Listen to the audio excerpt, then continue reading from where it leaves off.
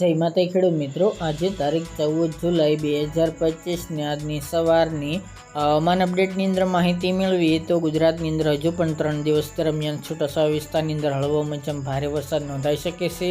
ખાસ કરીને ઉત્તર મધ્ય અને સૌરાષ્ટ્રની અંદર વધુ તીવ્રતા જોવા મળી શકે છે. અન્ય વિસ્તારની અંદર વરાપનો રાઉન્ડ જોવા મળશે.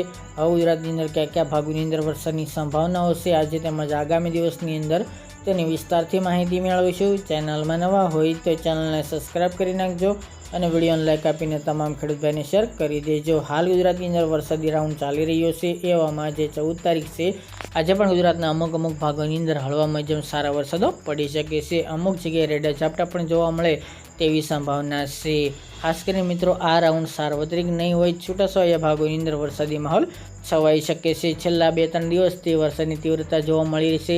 અમુક ભાગોની અંદર સારા ભારે વરસાદો પણ 2 થી લઈને 3 ઇંચ સુધીના ધોધમાર વરસાદો પણ ખાબકી ચૂક્યા છે. આજની મિત્રો વાત કરીએ તો વરસાદની સંભાવના સૌરાષ્ટ્રના વિસ્તાર જેમાં ભાવનગરના અમુક વિસ્તારો હોય, અમરેલી છે તેમજ સુરેન્દ્રનગર અને મોરબી જિલ્લાની અંદર વરસાદની શક્યતાઓ રહેલી છે. બાકીના દક્ષિણ સૌરાષ્ટ્ર અને પશ્ચિમ સૌરાષ્ટ્રની અંદર કોઈ શક્યતા હાલ જોવા મળતી નથી. 1-2 જગ્યાએ રેડા ઝાપટા પડી શકે છે. બાકી અન્ય વિસ્તારની અંદર વરાપનો રાઉન્ડ જોવા મળી શકે છે. એ સિવાય ઉત્તર ગુજરાતની અંદર સાબરકાંઠા, બનાસકાંઠા, પાટણ, મહેસાણા આ ભાગોની અંદર વરસાદની સંભાવના કોઈક જગ્યાએ જોવા મળી શકે છે. બાકીના ભાગોની અંદર તડકો એટલે કે વરાપ જોવા મળશે.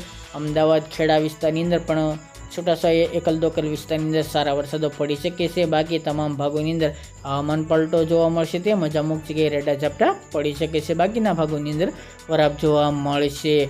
તે ઉપરાંત પૂર્વ ગુજરાતની અંદર આણંદ આસપાસના ભાગો, વડોદરા તેમજ પંચમહાલના એકલ દોકલ વિસ્તારની અંદર હળવા ઝાપટા પડી શકે છે. બાકીના પૂર્વ ગુજરાતની અંદર વરાપ જોવા મળશે. કચ્છ અને દક્ષિણ ગુજરાતના ભાગોની અંદર પણ અત્યારે વરાપનો રાઉન્ડ ચાલી રહ્યો છે. તે મુજબનો વરાપનો રાઉન્ડ જોવા મળી શકે છે. હાલ જે સિસ્ટમ આવી હતી તે ખાસ કરીને સૌરાષ્ટ્ર, ઉત્તર અને મધ્ય ગુજરાતને અસર કરી રહી છે. આગામી 3 દિવસ એટલે કે આજે 14, 15 અને 16 તારીખ દરમિયાન 3 દિવસ વરસાદનું જોર જોવા મળશે. અમુક સેન્ટરોની અંદર સાર્વત્રિક વરસાદ તમામ જિલ્લાઓની અંદર નહીં જોવા મળે. જે જિલ્લા આપણે જણાવ્યા છે તેના અમુક તાલુકાની અંદર વરસાદી ઝાપટાથી માંડીને હળવો મધ્યમ ભારે વરસાદ પડી શકે છે. 3 ઇંચ કરતાં વધુ વરસાદની હાલ કોઈ સંભાવના જણાતી નથી આ રાઉન્ડની અંદર.